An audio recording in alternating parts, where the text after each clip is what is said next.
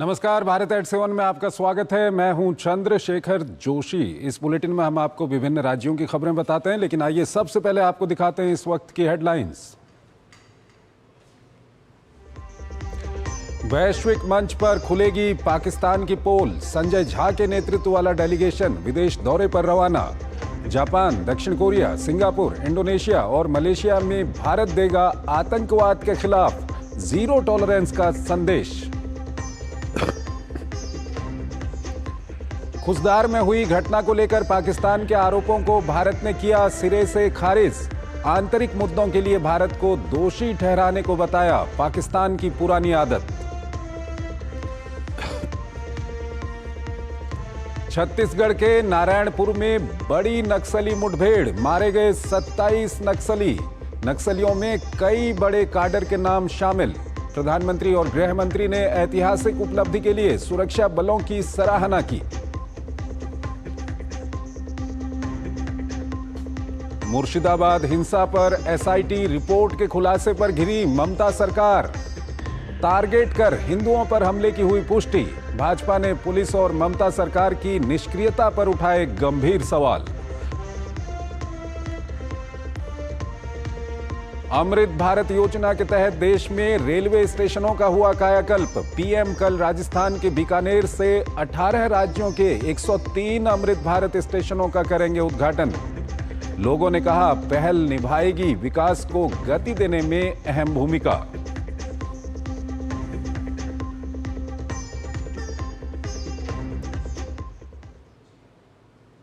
और आइए सबसे पहले आपको लिए चलते हैं हिमाचल प्रदेश की ओर। और यहां की जो शिक्षा व्यवस्था है वो बेहाल हो चुकी है।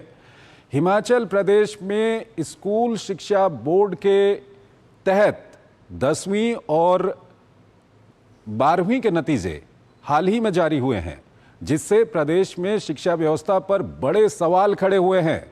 हिमाचल में खुद शिक्षा मंत्री के गांव के स्कूल का 10वीं का रिजल्ट 0% रहा है। इसके अलावा कई स्कूल प्रदेश में ऐसे हैं जहां स्कूल का रिजल्ट बेहद खराब रहा है। ऐसे में प्रदेश की शिक्षा व्यवस्था पर अब बड़े सवाल खड़े हो रहे हैं। ये खास रिपोर्ट देखिए।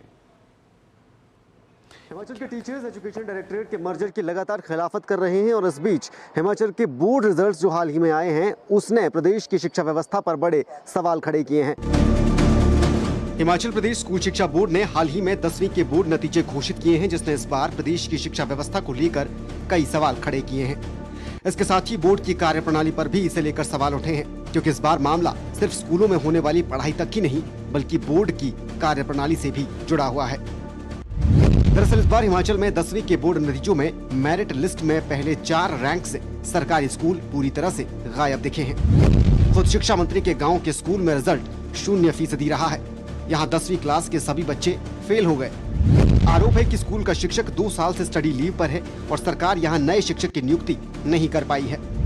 उधर जिला सिरमौर के चारणा स्कूल में भी 10वीं का परीक्षा परिणाम 0% रहा है। तो हमारे पास जो स्टाफ नहीं है, इस वजह से ही ये सब कुछ हो रहा है। बाकी सब्जेक्ट में हमारे बच्चे अच्छे नंबर लेके पास हो रहे हैं और हमारे पास 5 पद खाली पड़े हुए हैं, जिसमें से कि एक प्रिंसिपल जी का भी है और अपने पीटीआई जी है, कंप्यूटर है और अपना मैथ साइंस का है। प्रशासन से हम ये गुहार लगाना चाहते हैं कि एक बार हमारे स्कूल का जो ये रिजल्ट इतना गंदा रहा है, इसके ऊपर कोई गौर किया जाए। इसके अलावा हिमाचल प्रदेश में परीक्षा के नतीजों पर सवाल तब उठे जब 12वीं के अंग्रेजी के पेपर में हुई मार्किंग को लेकर बच्चों ने खुले तौर पर आवाज उठानी शुरू की। आरोप लगा कि अंग्रेजी के पेपर की मार्किंग में गड़बड़ी हुई है और इन आरोपों की जब जांच हुई तो चौंकाने वाली बात सामने आई। पता चला कि बोर्ड ने 12वीं की परीक्षा की गलत आंसर की जारी कर दी थी, जिसके आधार पर परीक्षा का मूल्यांकन किया गया। इस गलती के लिए बोर्ड अब कई अधिकारियों और कर्मचारियों पर कार्रवाई का दावा कर रहा है। बोर्ड ने 12वीं के अंग्रेजी विषय की सभी उत्तर पुस्तिकाएं दोबारा जांचने का भी फैसला लिया है। कैंसल्ड पेपर्स थे। आपको याद होगा कि एक चुवाड़ी वाला इंसिडेंस हुआ था, तो वो कैंसल्ड पेपर था। उसकी जो गलती से उन्होंने उसकी आंसर की जो है वो दे दी और जो हमने दोबारा टेस्ट लिया था उसकी आंसर की वहीं रखी रह गई। इधर प्रदेश में कम छात्र संख्या वाले स्कूलों का मर्जर अभी भी जारी है। शिक्षा मंत्री का कहना है कि प्राइमरी और मिडिल स्कूलों के बाद अब उच्च और वरिष्ठ माध्यमिक स्कूलों को भी सरकार मर्ज करने की तैयारी में है। हिमाचल की कांग्रेस सरकार लगातार ये दावा कर रही है कि प्रदेश में कम बच्चों वाली जो स्कूल हैं उनको मर्ज किया जाएगा, जिससे शिक्षा की गुणवत्ता में सुधार आए। लेकिन एक तरफ दूसरी सच्चाई ये भी है कि प्रदेश में बहुत से स्कूल ऐसे हैं जहां पर सालों से टीचर्स नियुक्त नहीं हो पाए हैं और इस सब का खामियाजा प्रदेश के बच्चों को भुगतना पड़ रहा है। शिमला से कैमरा पर्सन राकेश कुमार के साथ धर्म प्रकाश, ईडी न्यूज। और आइए अब आपको लिए चलते हैं राजस्थान की ओर और बात करते हैं अमृत भारत स्टेशनों की। प्रधानमंत्री नरेंद्र मोदी 22 मई को यानी कि कल राजस्थान के बीकानेर में अमृत भारत स्टेशन योजना के तहत पुनर्विकसित किए गए स्टेशनों का उद्घाटन करेंगे, जिनका उद्देश्य राजस्थान की मूलभूत सुविधाओं को मजबूत करना है। ये रिपोर्ट देखिए। अमृत भारत स्टेशन योजना से चमकता राजस्थान। राजस्थान के रेलवे स्टेशनों का हुआ कायाकल्प। हर स्टेशन की डिजाइन स्थानीय संस्कृति और विरासत से प्रेरित। पीएम मोदी देशनोक से देश के 103 अमृत स्टेशनों का करेंगे उद्घाटन। योजना के तहत आधुनिक सुविधाओं को किया गया बहाल। देशनोक के स्टेशन पर मां करणी मंदिर को दर्शाया गया है। राजस्थान के 8 स्टेशनों पर यात्री सुविधाओं को आधुनिक और बेहतर बनाया गया। आज भारत में रेलवे नेटवर्क की तस्वीर बदल चुकी है। अमृत भारत स्टेशन योजना ने देश के छोटे बड़े रेलवे स्टेशनों का कायाकल्प कर दिया है। प्रधानमंत्री नरेंद्र मोदी 22 मई को राजस्थान के दौरे पर रहेंगे। इस दौरान प्रधानमंत्री अमृत भारत स्टेशन योजना के तहत पुनर्विकसित स्टेशनों का उद्घाटन भी करेंगे, जिनमें राजस्थान के बीकानेर के देशनोक, बूंदी, दौसा, राजगढ़, गोविंदगढ़ सहित मांडलगढ़ और सीकर के फतेहपुर शेखावटी में निर्मित स्टेशन शामिल हैं। माननीय प्रधानमंत्री 22 तारीख को पहुंचेंगे। यहाँ पर स्टेशन का जो स्थापत्य है उसका अवलोकन करेंगे। जो हम बता रहे हैं, राजस्थान की राजपूत शैली से बनी हुई हमारी पूरी बिल्डिंग है, जिसमें पत्थर, नक्काशी, मेहराब, खिड़कियां, उसके पोर्स सब यहाँ की कला को प्रदर्शित करते हैं। यहाँ बहुत अच्छी चित्रकारी की गई है, जहाँ पर स्थानीय कला संस्कृति की चीजें आपको देखने को मिलेंगी। इसके अलावा हम कॉमन एरिया में एक गैलरी बना रहे हैं। जो राजस्थान के सूरवीर हैं, जिन्होंने वीरगति पाई, देश के लिए जिन्होंने अपनी जान समर्पित की, उनकी एक गैलरी हम बना रहे हैं। माननीय प्रधानमंत्री उस गैलरी का भी अवलोकन करेंगे। राजगढ़ स्टेशन पर 13 करोड़ 10 लाख की राशि से डेवलपमेंट के विभिन्न प्रकाश कार्य किए गए हैं। इसमें जो मुख्य रूप से जो नए कार्य किए गए हैं, उसमें सर्कुलेटिंग एरिया का विकास किया गया है। सर्कुलेटिंग एरिया के अंदर विभिन्न प्रकार की, जैसे कि 2 व्हीलर, 4 व्हीलर और ऑटो की पार्किंग्स डेवलप की गई है।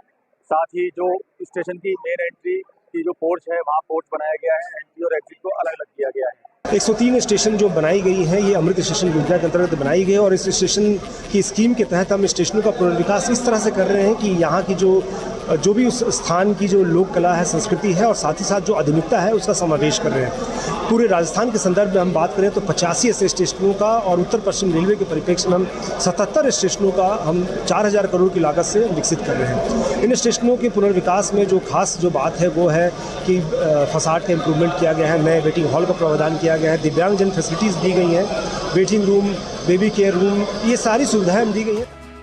अमृत भारत स्टेशन योजना के तहत पुनर्विकसित स्टेशनों के निर्माण को लेकर प्रदेशवासी उत्साहित हैं। आमजन ने प्रधानमंत्री नरेंद्र मोदी के इस कदम की सराहना करते हुए आभार जताया है। आम नागरिकों का कहना है कि स्टेशनों के आधुनिकीकरण होने से कई सुविधाओं का लाभ मिलेगा, जिससे नागरिकों का सफर और अधिक सुविधाजनक होगा।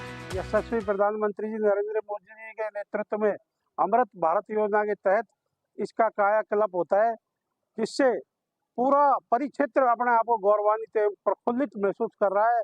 अच्छी व्यवस्थाएं हैं और बूंदी जो काशी नगरी है, उसके हिसाब से जो पर्यटक आते हैं उनको बहुत अच्छा लगता है देखने में भी, और दिखता दिखाता रेलवे स्टेशन बन गया पहले की अपेक्षा। सुविधा अच्छी लग रही है हमें तो, छाई भी ज्यादा है और पानी वानी की व्यवस्था है। तो ये आपको बता दें कि इन सभी स्टेशनों के विकास में स्थानीय कला का समावेश किया गया है, जिससे क्षेत्र की सांस्कृतिक विरासत भी संरक्षित रहेगी। वहीं सांस्कृतिक विरासत को लेकर यात्रियों में भी जागरूकता बढ़ेगी। इसके अलावा इन रेलवे स्टेशनों पर waiting hall, booking office, ticket hall, station प्रवेश द्वार, पोर्च, सर्कुलेटिंग एरिया, 2 व्हीलर और 4 व्हीलर पार्किंग सहित तमाम सुविधाओं का भी निर्माण किया गया है। प्रधानमंत्री अमृत भारत स्टेशन योजना के तहत देश भर के कई शहरों के स्टेशनों का पुनर्विकास किया जा रहा है। इसी कड़ी में राजस्थान के भी कई रेलवे स्टेशन हैं जिन पर पुनर्विकास के कार्य किए गए हैं। इन्हें प्रधानमंत्री नरेंद्र मोदी उद्घाटन करके हरी झंडी दिखाने वाले हैं। इन स्टेशनों पर जहां आधुनिक साज सुविधाओं के साथ इन्हें तैयार किया गया है, तो साथ ही यात्री सुविधाओं की बढ़ोतरी हो सके और इससे रेलवे की कार्यक्षमता में भी सुधार के तौर पर देखा जा रहा है। कैमरा पर्सन राकेश पटेल के साथ महेश ताधिज, डीडी न्यूज़, जयपुर। खबरें अभी और भी हैं, लेकिन पहले एक छोटा सा ब्रेक। सस्ते वाले दाल मसाले स्वाद हुआ बेकार, MDH की हल्दी मिर्ची धनिया करे कमाल। ये रंग दे, ये खुशबू दे, ये तीखा, ये कम पड़े, क्या निराला MDH masala. The sun shines brightly on its glorious soil, endowed with a wealth of natural resources, the northeast of India. Led by the Honorable Prime Minister's vision of a Viksit Bharat, explore a flight of modernity and future, and huge investment opportunities, 8 states, infinite possibilities, one powerful summit. Rising Northeast, the Investors Summit. Register now. Health insurance को झंझट कहने वाला mister Venkat ऐसा पलटी मारा। No बेणु, कोई झंझट नहीं, इंश्योरेंस का क्लेम कुछ ही घंटों में पास होता है। मेरा बाईपास का था, फिर भी या फीलिंग मच बेटर बेणु। झंझट तो मेरा शैम्पू है, इंश्योरेंस नहीं। अच्छा किया इंश्योरेंस लिया। बच्चों को सर्टिफिकेट मिले तो कितना अच्छा लगता है ना। और अगर आपके आटे को भी मिले तो गेहूं की क्वालिटी, आटे की शुद्धता, रोटी की सॉफ्टनेस के लिए सर्टिफिकेट अगर होता तो है ना।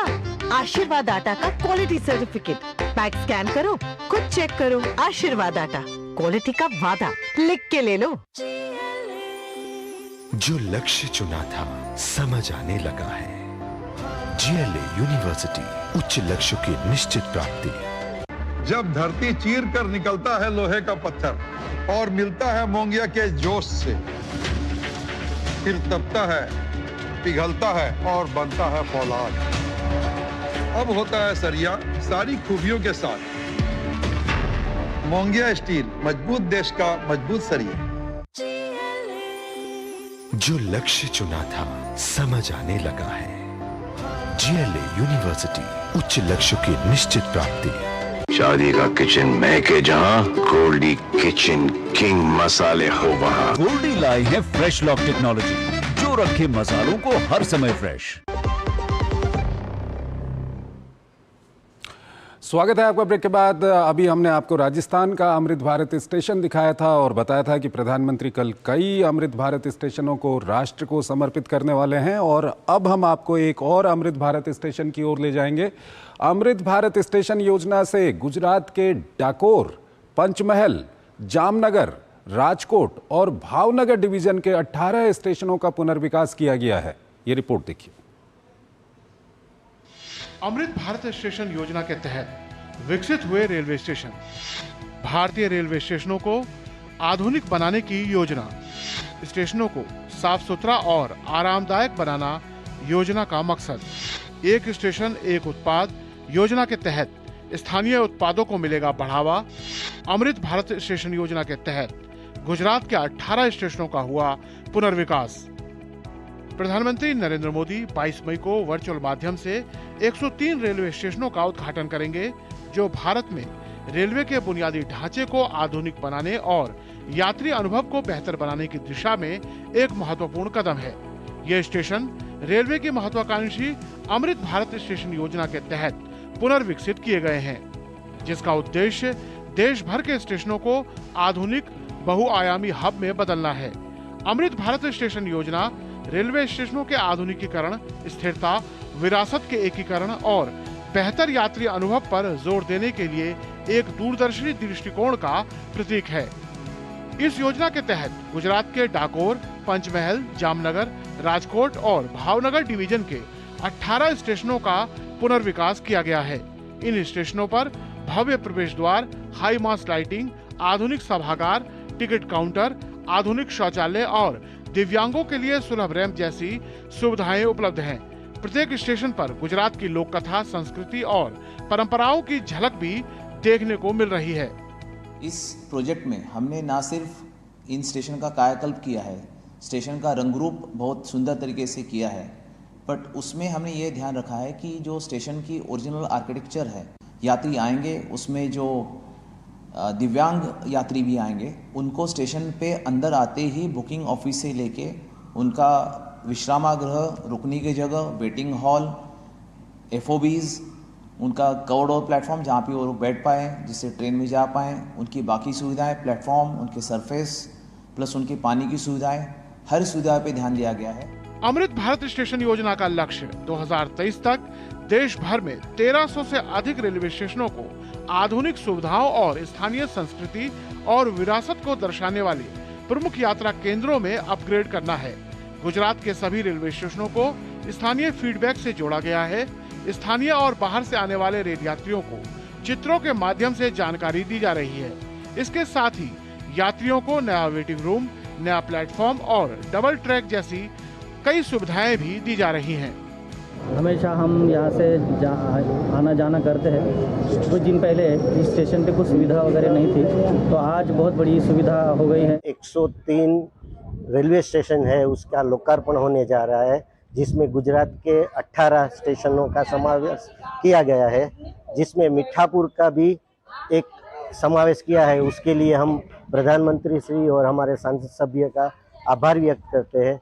हमारे लिए बहुत अच्छी बात है कि ये योजना अंतर्गत अपने मीठापुर रेलवे स्टेशन का जो कायाकल्प हो रहा है वो बहुत ही बढ़िया हो रहा है, और मुसाफिरों के लिए भी और मीठापुर के जो आसपास के लोग हैं उनके लिए भी ये बहुत बड़ी सुविधा उपलब्ध कराई गई है।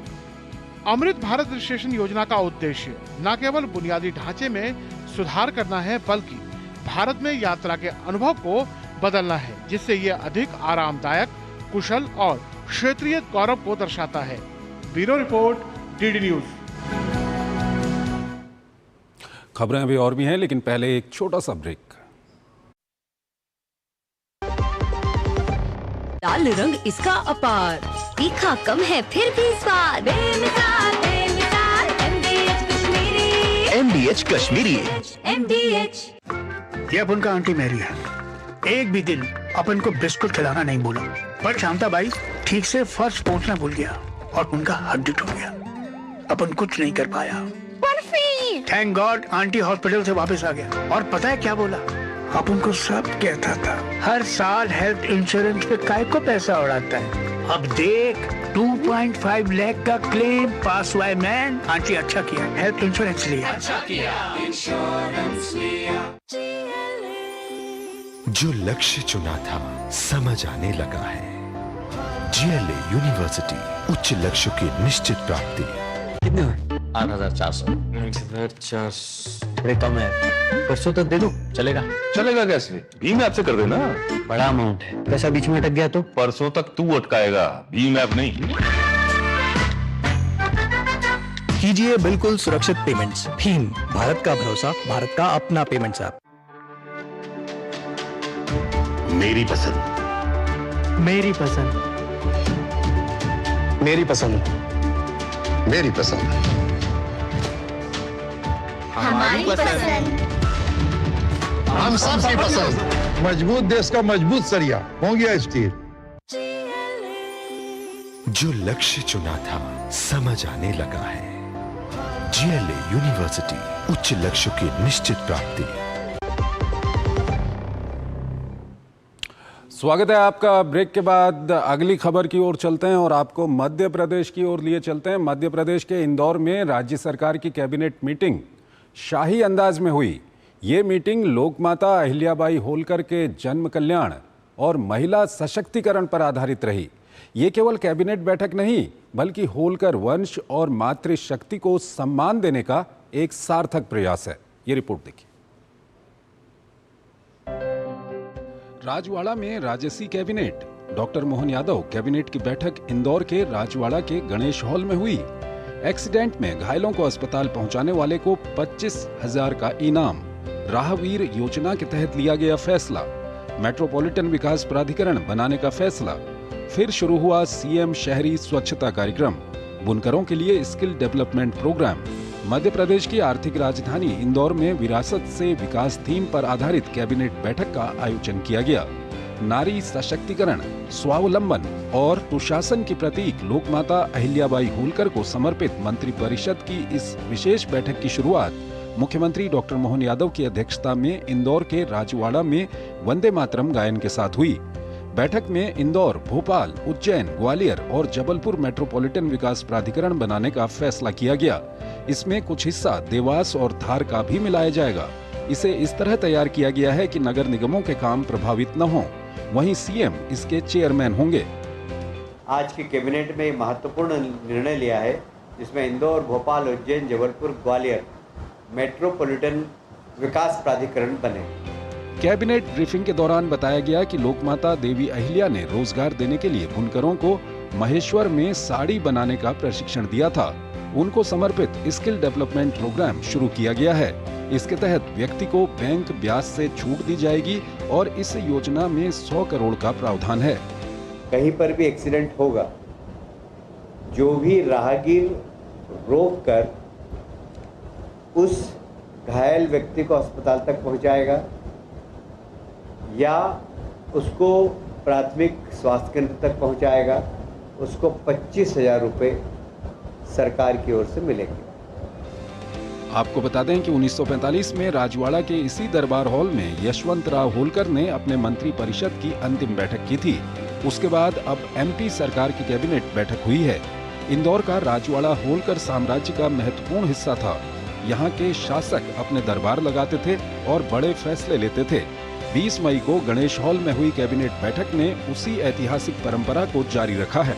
मध्य प्रदेश कैबिनेट की ऐतिहासिक बैठक में तकरीबन 3,900 करोड़ रुपए की विकास योजनाओं को मंजूरी दी गई है। सरकार ने develop Madhya Pradesh 2047 vision document भी जारी किया है, जिसका लक्ष्य प्रदेश की अर्थव्यवस्था को नई ऊंचाइयों तक पहुंचाना है। कैमरामैन कुमार गौरव के साथ श्रेयस द्विवेदी, डीडी न्यूज, मध्य प्रदेश। और आइए अब आपको लिए चलते हैं बिहार की ओर। बिहार विधानसभा चुनाव की तैयारी शुरू हो गई है। बिहार की 1 करोड़ 40 लाख जीविका दीदी, जो राज्य की कुल महिला मतदाता आबादी का 40% हैं, इस बार विधानसभा चुनाव में गेम चेंजर की भूमिका में दिखेंगी। आपको बता दें कि महिलाओं के आर्थिक और सामाजिक सशक्तिकरण में जीविका परियोजना का बड़ा योगदान रहा है। ये रिपोर्ट देखिए।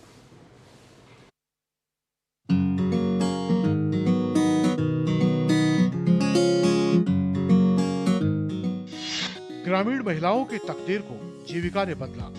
महिलाओं के आर्थिक और सामाजिक सशक्तिकरण में जीविका का बड़ा योगदान।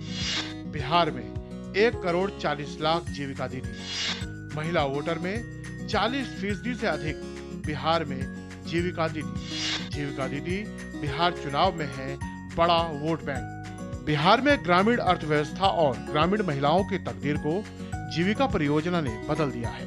साल 2007 से जीविका योजना ग्रामीण बिहार के महिलाओं के आर्थिक और सामाजिक सशक्तिकरण के लिए अपनी सार्थक भूमिका निभा रही है। बिहार में महिलाओं के सशक्तिकरण के लिए ही एनडीए सरकार ने जीविका दीदी परियोजना की शुरुआत की थी। आज ये जीविका दीदियां बिहार के लिए ब्रांड एम्बेसडर हैं। पिछले विधानमंडल के सत्र में बिहार सहकारी सोसाइटी संशोधन विधेयक 2025 को पास कर दिया गया। इसके तहत सरकार जीविका दीदियों के लिए फंड बनाएगी। सरकार ने राज्य की सहकारी समितियों में जीविका दीदियों को सदस्य बनाने की भी घोषणा की है। ग्रामीण इलाकों में महिलाओं को एक समूह के रूप में सेल्फ हेल्प ग्रुप में एकत्र करके साथ ला करके उनके सामाजिक और आर्थिक उत्थान के लिए कार्य करना है और इसके कई सफल परिणाम भी देखने को मिलते हैं। बिहार में जो जीविका कार्यक्रम है वो लगभग 2 दशक पूरा करने जा रही है और ये माननीय मुख्यमंत्री हमारे नीतीश कुमार जी के कार्यकाल में जो इस परियोजना को एक महिलाओं के आर्थिक सशक्तिकरण के लिए एक महत्वपूर्ण कड़ी के रूप में उन्होंने इसको साबित किया है। और जीविका के माध्यम से देखा गया है कि जीविका जो एक एजेंसी अप्रोच को लेकर के काम करती है, जिसमें महिलाओं को समूह बनाने के लिए काफ़ी सपोर्ट करती है। वर्तमान में बिहार में करीब 1 करोड़ 40 लाख जीविका दीदियां हैं। बिहार में महिला वोटर की संख्या 3,70,00,000 के करीब है। ऐसे में कुल महिला मतदाताओं में 40% से अधिक बिहार में जीविका दीदी हैं, जो आज बड़ा वोट बैंक बन चुकी हैं। चूंकि एनडीए की नीतीश सरकार ने ही जीविका की स्थापना की थी, इसलिए जीविका दीदियों का समर्थन एनडीए को मिलता रहा है। जो 1400 परिवारों का अपना सेवा प्रदान करती हूँ। बचत खाता, आरडी, सब बीमा ये सब किया जाता है। फार्म भराया, फिर उसके बाद फार्म के ट्रेनिंग किए, आए यहाँ दीदी की रसोई में काम किए। हम लोग के काम करने में भी बाहर से निकलने के भी पाबंदी पहले था, लेकिन अब महिला दीदी है, जो जीविका दीदी है, वो बाहर निकल के अपना काम कर सकती हैं। और जो भी यहाँ काम करते हैं तो संतुष्टि से अपना काम कर सकते हैं। आजकल दीदी की रसोई की चर्चा खूब हो रही है। कम्युनिटी आधारित कैंटीन पूरी तरह से महिलाओं के स्वामित्व वाला उद्यम है। बिहार सरकार ने अस्पतालों में कैंटीन की जिम्मेदारी जीविका दीदियों को दे रखी है। स्कूलों के मिड डे मील की जिम्मेवारी भी जीविका दीदियों को देने की तैयारी हो रही है। बिहार में महिलाओं के लिए सीएम नीतीश कुमार ने कई लैंडमार्क काम किए हैं। जीविका दीदियों के कहने पर ही राज्य में शराबबंदी का फैसला भी लिया गया था। जीविका समूह को बढ़ाने के लिए समय समय पर कई बड़े कदम उठाए जाते रहे हैं। ऐसे में कोई दो राय नहीं है कि आने वाले विधानसभा चुनाव में 1,40,00,000 से ज़्यादा जीविका दीदियों का वोट नीतीश कुमार को फायदा पहुंचा सकता है। डीडी न्यूज़ के लिए पटना से मधुरेश नारायण। तो भारत एट 7 में आज फिलहाल इतना ही। आप हमारी पूरी टीम को इजाज़त दीजिए। नमस्कार।